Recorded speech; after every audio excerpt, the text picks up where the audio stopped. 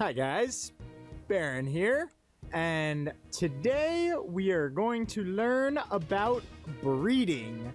Now, the first thing that I want to show you guys, because it is a precursor to breeding, it's required in order to breed, we're going to start off, we're going to talk about Smeargle, which there are other Pokemon that serve the purpose of Smeargle just as well.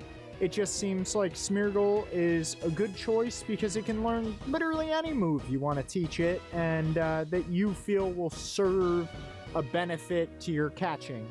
So, Smeargle is useful because it has the move False Swipe, which, as it says, a restrained attack that always leaves the foe with at least 1 HP, meaning you can't kill anything, which is awesome for trying to catch low-level Pokemon.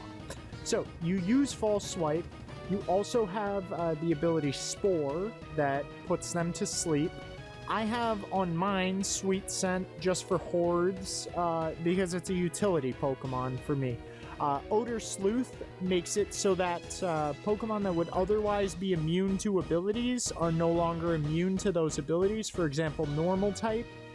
Immunity with Ghastly, that you can't hit Ghastly with a normal type. This makes it so you can, since False Swipe is a normal type. That's important to note. So essentially, we're going to have that as our lead Pokemon. However, one thing that's important to note is that if you're after a particular nature of Pokemon, you can take an Abra or other Pokemon. I think it's basically just Abra, although there might be others, with Synchronize, and essentially if I were to use this Abra, which has the ability Synchronize, then I would have a 15% chance to catch Pokemon that are careful. Given that I'm not actually trying to catch breeders right now, because I already have a ton of them, you'll see later in the video, I was doing exactly what I'll be showing you guys for a very long time, and I no longer need specific natures. I've got everything that I need to finish my breed. So, essentially that will just increase the likelihood that a wild Pokemon you encounter will be the nature that you want. It's a pretty simple solution, and it works. So you can use that for catching competitions, you can use that for catching a specific Pokemon that you want. It's just a good thing, and the nice thing is that you can have, say, a level 1 Abra in your first slot, and you can take it to a level 50 zone, kill it, keep it in the first slot of your party, and then put Smeargle in the second slot, and it'll still work, even though it's dead. So that is a very useful tip. I would demonstrate that, but I think you can try it yourself, and it works, trust me. Okay, so we're going to ride over to these fields where I believe Tay will be riding around. There he is. Hey, it's Tapepedo. Tapepedo is also farming Smeargle. Look at that. First one we encounter is a Smeargle. That's why this place is so good. Now, given that we encounter Pokemon of different genders, I should tell you a little bit about what the genders do in breeding. The female, you see that little red symbol? You probably figured out that does something in this game. What it does is it says it's female. And when you're breeding, the female decides what the breed will make. As in, if you breed a female Abra with a male Spinda, you will get an Abra. If you breed a male Abra with a female Spinda, you will get a Spinda. That's how it works. So when you're breeding up your chain, specifically what I refer to as the side chain, the natured Pokemon, that's always going to be holding the Everstone, which I'll explain later. Don't worry about that for now if you're unfamiliar. Don't get overwhelmed. I'll take my time. I will ease you into this crazy stuff. There's a reasonable amount to know, but mostly it's just, you know, practice and memorization, essentially. So, essentially what we're going to do is we're going to start with a False Swipe, and we're going to knock it down to 1 HP. it's gonna do some sort of move on us in response, and then we throw a Pokeball at it. That's it. As simple as that. We are done. It is captured. So let's hope it's got a 31 so I can also show you naming. That would be useful. Either way, I'll show you that. So if, say for example, even though this one isn't as good as we would like it to be, we would like ideally a 31 stat. What we would do is we would name it. Say we have a 31 HP. I literally name them all what their stats are. So now this will go to my box and be named 31 HP. However, right now, I'm going to release it. So the way you release is starting from this screen that pops up. Only when your party is full does this work. You get a new option on the right side of your bar right there. It's release Pokemon. Confirm release, it's gone. No need to worry about it.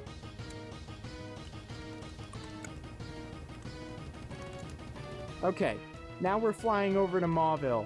Squirty is trying to participate in the video.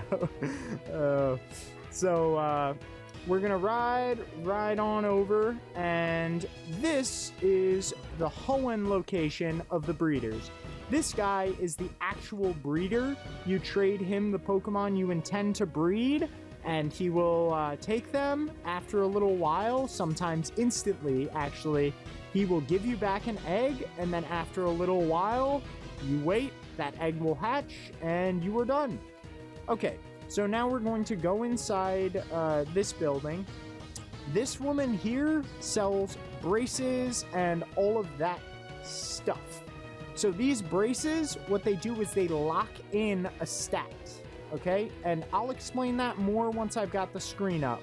So, the ability pill we won't worry about right now. That changes the special ability. Say a Skarmory, you could get either the one that makes it so you can't lose accuracy or something like that, or Sturdy. And those are the two possible abilities for it. And you change that with the ability pill. It's 35,000, a little expensive, but that's okay. So what we're going to do, I want to breed a Torchic. I want a Blaziken. So I'm going to go on GTL because I was trying to catch one myself, but I didn't manage. What is this one for 21,000? It's not really. Yeah, I don't like it. Not worth the money in my mind. So let's see these two for 9,000, because pretty much right now, I don't care what it is that I'm getting. I actually don't care, because I'm going to be breeding with a Ditto first thing. So, you know, what's the difference for me? So I'll go ahead and buy this one, which let me figure out which one that is. Okay, so it's this top one. Let's go ahead and buy it.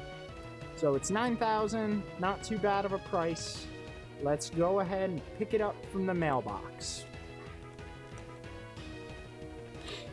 Okay, and first of all, we need to make space, and I'll go ahead and make space, and I'll show you a little trick that's useful for this purpose, for breeding. If you notice, I'm keeping a Slugma in my party, and the reason is that when Slugma is in the first slot of your party, it will put on Flame Body. And Flame Body, although I think it goes by different names, what Flame Body does is it makes it so that it grows your eggs faster. Your eggs hatch faster than they otherwise would. So we're gonna grab out a Ditto with Adamant, because that's what I would like first. Adamant. And let's see these Dittos. I want one with not great stats, because literally all we're using it for is the nature. That's it. So,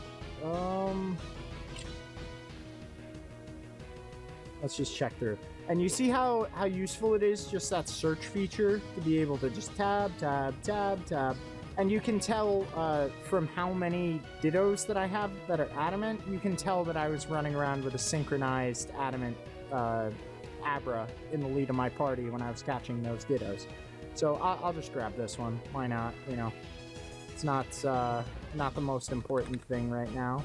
And now we're gonna close this mess of windows that I just created. So yeah, we're gonna go ahead, close all of those. And now we grab the Torchic from the mailbox, claim, and we're going to run out of here, bail out. So the only item that we will currently need is Everstone, which I happen to have in my inventory. I've been farming those. I'll show you where to catch those as well as part of this video. So this will be a very inclusive guide to everything that needs to be done. We got Squirty hopping around with his frog head and his little acro bike. Okay, so first of all, given that we know that this Ditto has the nature we want to keep, that is the one that we equip the Everstone to. So once the Everstone, actually let me unequip that and first show you the menu, how the menu looks without the Everstone equipped. Okay, so we're gonna say yes, we want to trade, are you sure, and yes. And then this window will pop up where you select your Pokemon. So we're going to select the Torchic, and we're going to select the Ditto. And what you'll notice is obviously they're compatible, because Ditto is really beautiful because it can breed with anything. It can literally breed with any Pokemon that you want, and it's a really nice feature that it's able to do that. So if you look right now on the menu, we have an HP range, which you'll notice is between the mother and the father. So this value will right now be randomly determined between the two. So 4 to 11, 2 to 31, because there's 31 to 5, 24, 25, 22, 30, 26, and then 13, 14. And also, you'll notice that the nature is currently a question. That's because right now, no nature is locked. And that means that you have a 1 in 20 chance to hit your nature, but you also have a 19 in 20 chance to hit some other nature. So I'm very much of the school of thought that it's better to be consistent. So I would like to just start off, put the Everstone on, and I will start with a natured Pokemon. So if you'll notice that when this screen pops up, we're going to select our Torchic, who currently has nothing, and our Ditto.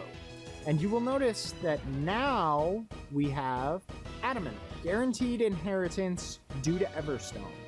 So that is a very nice feature, and it's just a very useful thing in order to make it so that we can breed. So let's look at what we're doing first. We're doing plus 10% attack and minus 10% SP attack, which is fine. So let's go ahead. Now we wait. Sometimes if you talk to him immediately, sometimes he'll be ready, and you know your Pokemon were just like bam, having a baby. Otherwise, you'll have to wait. And in the meantime, I can show you guys how to farm Everstones. I probably won't be catching many Everstones, or getting many Everstones, because we won't really have that much time to try and farm them. But I'll at least be able to show you the location, which is another reason it's kind of nice that that we're here in Hoenn, because that's where you're going to find the Everstone farm. So we're going to fly to Lava Ridge, right here. Flying out. I'm gonna bike up, and for this, notably, you need the acro bike in order to do this. You stand in place and hold the B button, which in my case, and by default, is the X button. And you'll start hopping, and then you can ride up, and you're going to go in this cave here. And you're just going to ride around, and when you encounter a Geodude or a Graveler, you're going to thief it, which currently I have, as you can see, a Quagsire, which Quagsire's ability is Damp, which prevents self-destruction. So in the event of a shiny Geodude, we have the ability to potentially catch it and at least stop it from blowing itself up. So the other thing is Thief, which steals the held item of a Pokemon if it has one. And the only drawback there is that the Pokemon with Thief has to have an empty inventory before you use it. So let's hope for some crazy RNG, and in the like 2 minutes that we're gonna spend here, that we'll get an Everstone, so I can demonstrate. Maybe the RNG gods will smile upon this video, although it's unlikely. But Everstones are like 20,000, something like that. So, it's definitely not a bad thing if you get one. Yeah, you can see 19,500 is the cheapest right now. So we're gonna go ahead and use our Quagsire a couple times, and ideally we would get one, but I'm not gonna stay too much longer because I don't want to spend the whole video just running around trying to get a friggin' Everstone when I already have enough to start the video. And the main thing is that I just want to show you the start of breeding, and then I'll show you how we make our calculations. So I'm going to go ahead and bail out. So it is a little annoying that sometimes you can't escape from Graveler here, which kind of stinks, because then they can use Magnitude, which Magnitude is definitely the one that hurts the most out of their ability set. Rock Throw doesn't really hurt that much. They can't self-destruct, and Harden doesn't hurt at all. Magnitude can hurt, especially if it's like a Magnitude 10. It can take like a good, third of your HP, even with an over-leveled Pokemon. So now we're going to fly back to Mauville. And for those of you that don't know, just so that you do now, here's the PC. We're just going to ride straight left, and we've got the breeder. Let's see if our egg is ready. Hey, it is! Now, important. Remember that I said the female decides the species, okay? So that means we have to hit yes, and we have to hit female. And get ready for this, because if you look up Torchic Bulbapedia, we're going to go ahead and pull up the Bulbapedia for Torchic.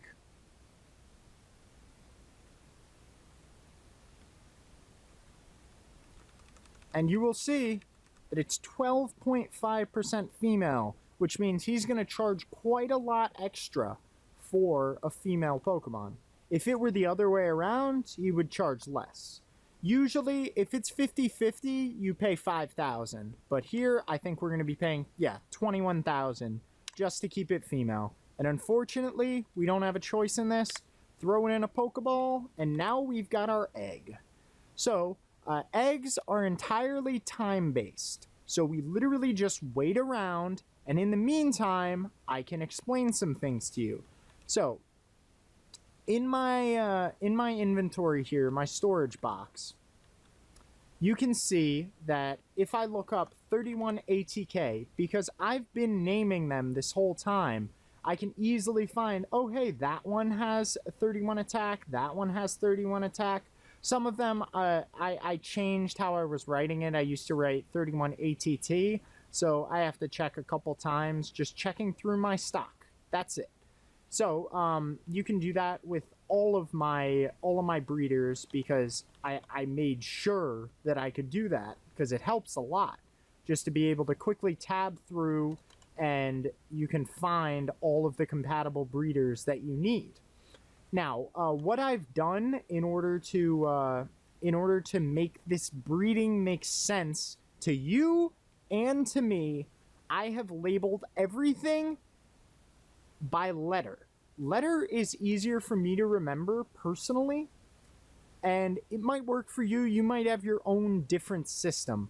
Essentially, HP is A, attack is B, defense is C, special attack is D, then special defense is E, and then speed is F. It's just in the order of the stats: A, B, C, D, E, F. It's very simple. And then the red is female and the blue is male, because for breeding it's important. You got to know how many compatible breeding pairs you have. And as you can see, I've got quite a lot of breeders. I spent quite a long time farming them. So we're going to use this menu, and if you know, over here we've got CF, AC, CF, AC, AD, AE. Those are 2x31s, and we can use those later on in order to continue our breeding. So we've got probably about 75 1x31s and another 6 2x31s. Now, just some important numbers to remember is that each time that you breed, you will require twice as many breeders. So in order to get a 131, 1 times 31, obviously you don't have to breed it with anything, so that requires 1.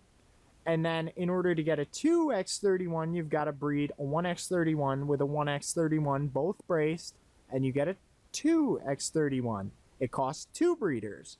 Now, if you want to get a 3x31, it's going to cost 4 breeders. And I'll show you why that's the case, but just trust me for now. Then if you want a 4x21, it's going to cost 8 breeders. And then if you want a 5x31, it's going to cost 16 breeders. And if you want a 6x31, it's going to cost 32 breeders in order to make that happen. And that means quite a lot of breeding steps, but I'll get into that later. Other than that, I mean, there's nothing too complicated. And I'll show you how this graphical representation is useful later on in this video. Or actually, I'll make a new video. I'll just post this one up in the meantime so that you can digest this information right now, just the very start of breeding. And then my next video is going to be, did you know that Ash is actually an incompetent fuck? It's true. He really is. He really is. He's quite bad at his job, and he's certainly not going to be as accomplished a breeder as any of you guys once you've finished this video series. So be sure to like, favorite, subscribe, all that, because it helps tremendously. Hit that thumbs up, you know, on the video. I really appreciate it, and it'll definitely encourage me to make more content, because I like teaching, I like sharing things. But if I don't feel like people are interested in the stuff that I'm sharing, you know, what's the point? So thank you very much for tuning in, watching, listening, and learning. Because learning is half the battle. The other half is literally practice. So comment anything that you'd like to learn about. Anything that you've been curious about in PokeMMO that you think would make for a decent video in terms of tutorial. And I'll see you guys next time when I continue the breeding guide.